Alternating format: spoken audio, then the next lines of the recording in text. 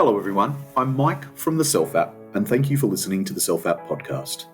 This is a show where we discuss all things good thoughts, good words, good deeds related, and interview people passionate about being their best self and who are helping others to be their best self too.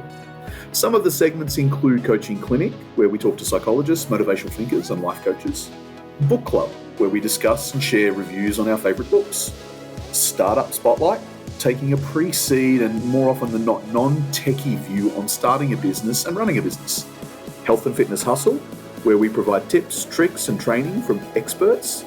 And Esoteric Edge, a look at hidden or secret philosophy and how it can help you be your best self. If you haven't already, please download the Self App, where we deliver you a collection of tools to help you be your best self, and 3% of all our profits are donated to charity. Hello everyone, thank you for tuning in today. Today, it's my privilege to introduce you to Luna Delgado.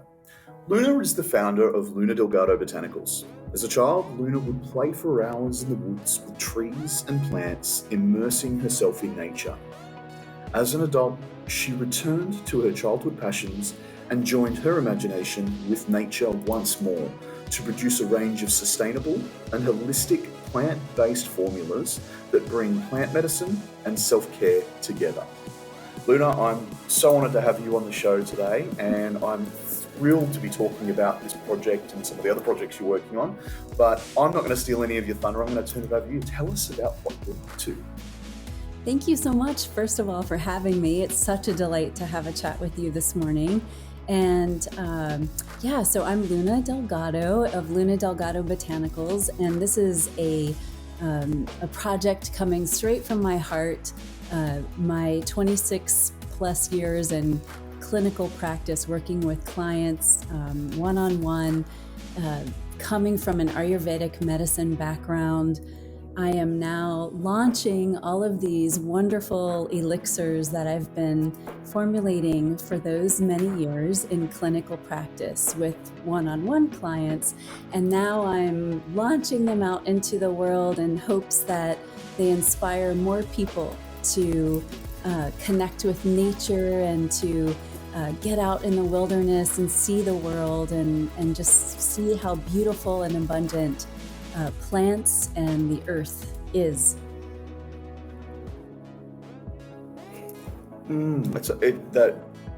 I love what you've been doing, and you know, Luna, I know a little bit about your story from another guest we've had on the podcast, Brooke, who connected us, and he's the amazing connector.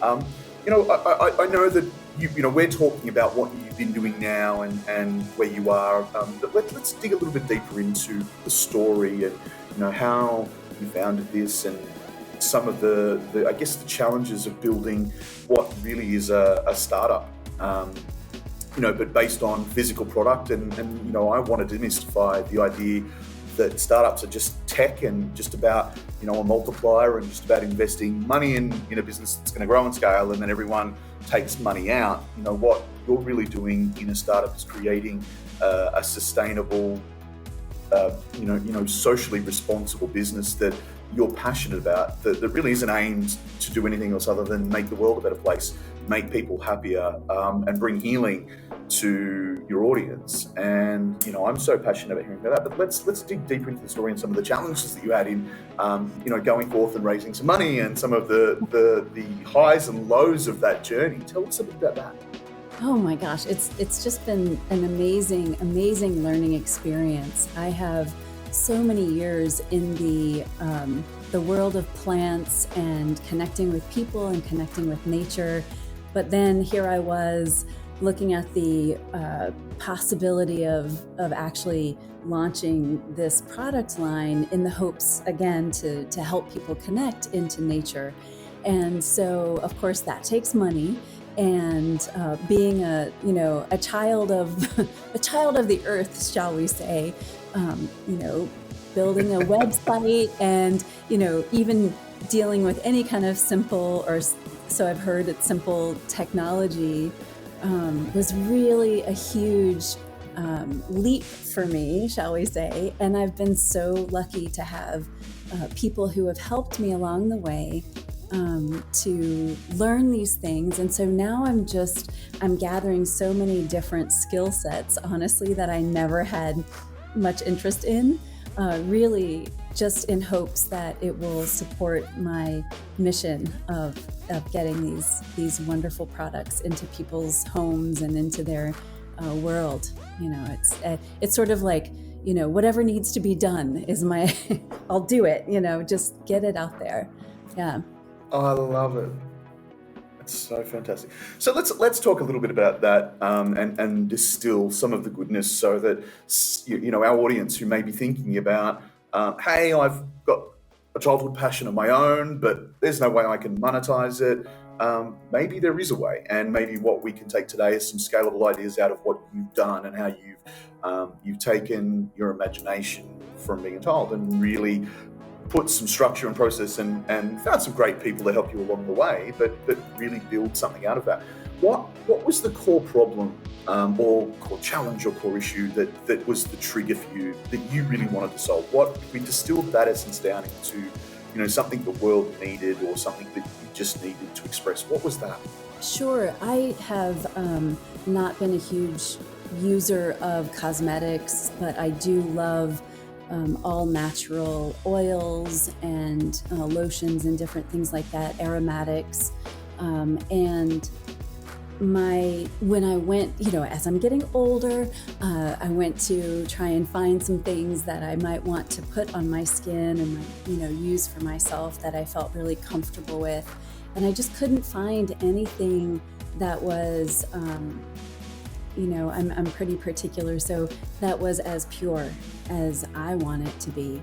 But all of that to say, that went hand in hand with working with my clients one-on-one and seeing in clinic, what their issue was or what their out of balance situation was and how I could use my knowledge base to support their coming back to homeostasis. So it was both hand in hand, like me wanting products for myself, not really finding them that were up to my standard of purity, and wanting to continue taking care of people.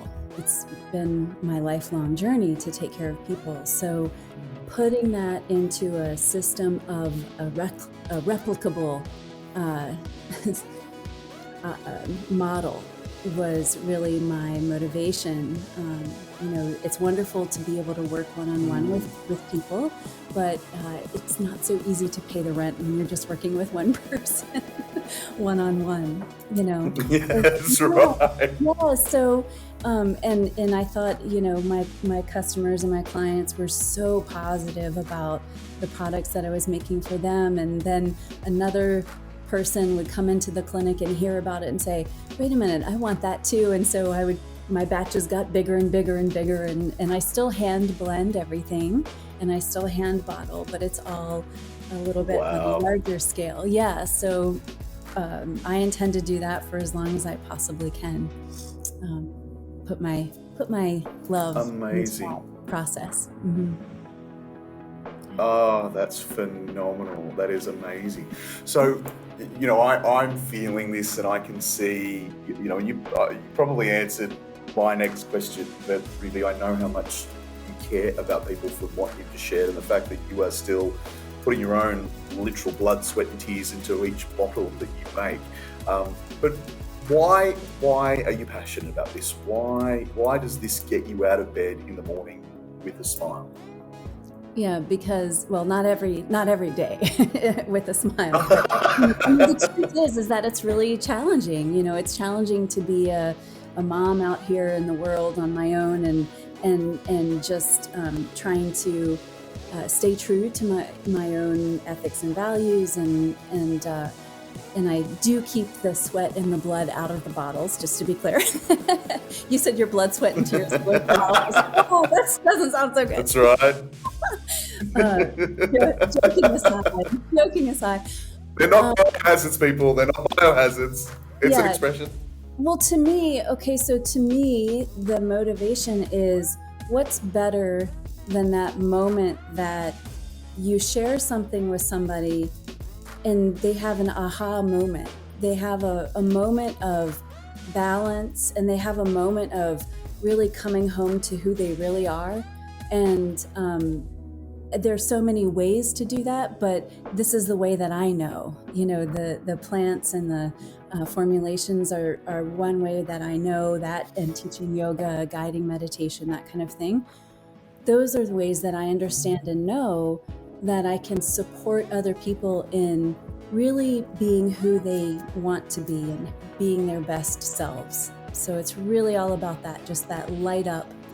Yeah. I love that, and it's so funny you use that term, because it was my next question to you is, how did you, because you really, Luna, it's quite inspiring that you've got this practice that you run, helping people find homeostasis, as you described it. You've got the business now that you're building. You've got a whole gamut of new skills and challenges in those new skills. I work in tech, and I understand how difficult it is to keep up with the pace, and tech is always changing and iterating and growing and developing, and that's a challenge, while maintaining I guess this microcosm of hand blending, hand bottling, while then you've got the balances of having and the responsibility to pay rent, be a mum, continue your yoga, continue your own meditation, find time for yourself. So all of that is phenomenal that you're doing everything and keeping these balls in the air. But how do you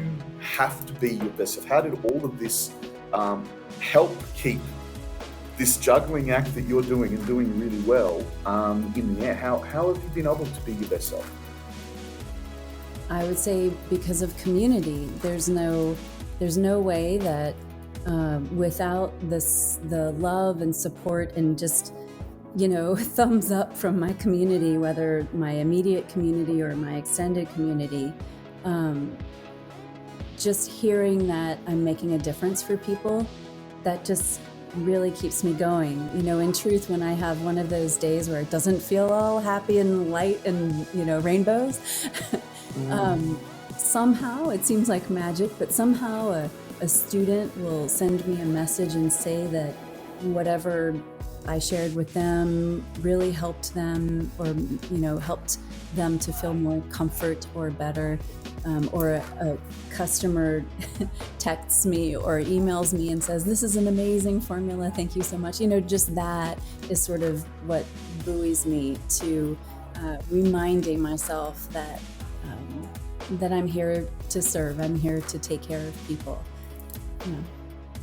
I love that. That's phenomenal. And you answered a question I had, which is, with everything you've got on the air, how do you keep persevering, and what drives you? But what better way to say than your community in those moments where your students are grateful for the impact that you're having, and it fires you up to continue to serve more. I'm really humbled to hear that, and I think it's a big message for others out there who, again, we had a little bit of a chat prior to the studio recording, and we were talking about this in the world today, where it's a lot about take, and everyone wants to get into a startup and get into the world to take, and they're all about the exit and getting out and being rich and taking. And I think that there's a different way, and there's the way of giving and the giving virtue and the power that has. And, it doesn't get the highlight, it doesn't get, the press rolls and everything going, because VCs don't want to hear about that. They want to hear about an exit plan. And, those are the realities of the world. They're all trying to pay rent and build funds as well. But service is huge. And it's in that service that, true corporate social responsibility and ecological sustainability, environmental sustainability is taking place, because, and these are big themes for boards at the moment and businesses as we look to sustainable businesses. And you've got that built into your DNA from the ground up, in the service model that you have, and you talked about it off the cuff in the way that, what helps you be your best self is serving that community. So it's so powerful that your community are so engaged in what you're doing. Can we talk a little bit? Sorry. Jump in, fire. Yeah. I was going to add that The only reason why that's the way that I am, or it's a way that I choose to be, is as a result of being a student of traditional practices of yoga for almost my whole life. And that really comes from the balance and the harmony that comes in practicing every day, making sure to meditate, making sure to remember to breathe. And the value that comes from those practices is eventually, one would hope, unshakable, And so, yes, I would love to be able to, have, a legacy to pass on to my daughter. But more importantly, I want to have her know who she is and know how to choose from her heart and know how to be a good person in the world. That's amazing. That's a lot of what motivates me to continue on as well. I love it. So tell me, and tell our audience, who and what are you thankful and grateful for in your life, Luna? Oh my gosh, are you kidding me? So much. There's just so much. I'm grateful for you. I'm grateful for my teachers. I'm grateful for the generosity of this earth that provides so much sustenance and support if we are willing to listen. And of course, my community and my family. I mean, there's just never-ending things and people and reasons to be grateful. Amazing.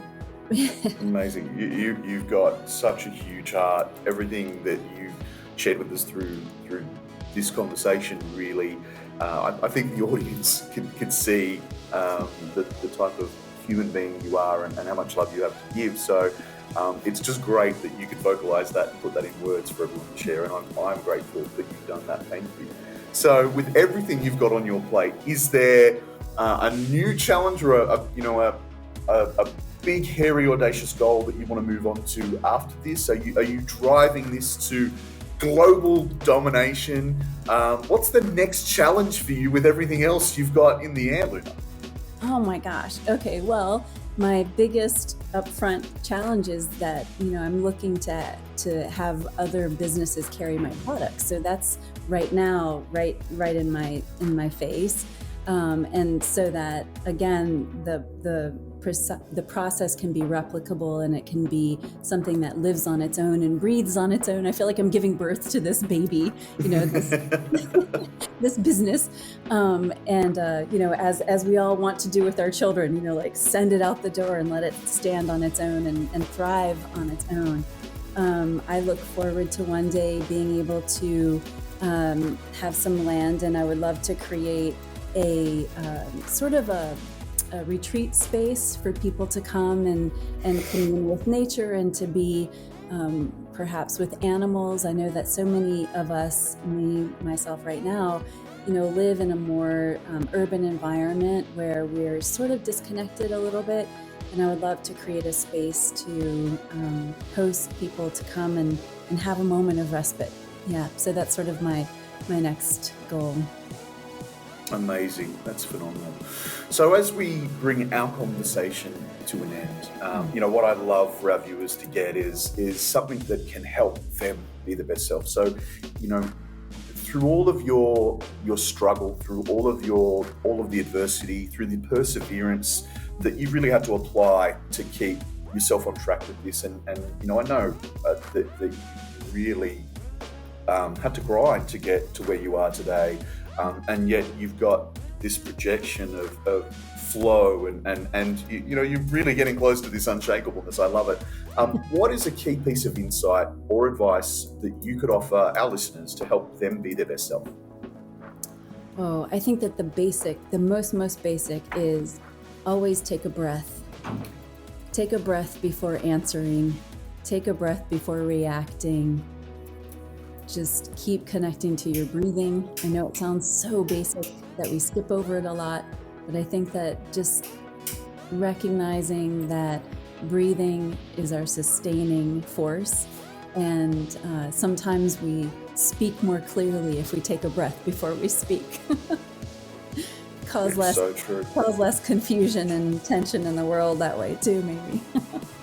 No, you're absolutely right, and it's one thing everyone has within their control and their power to do.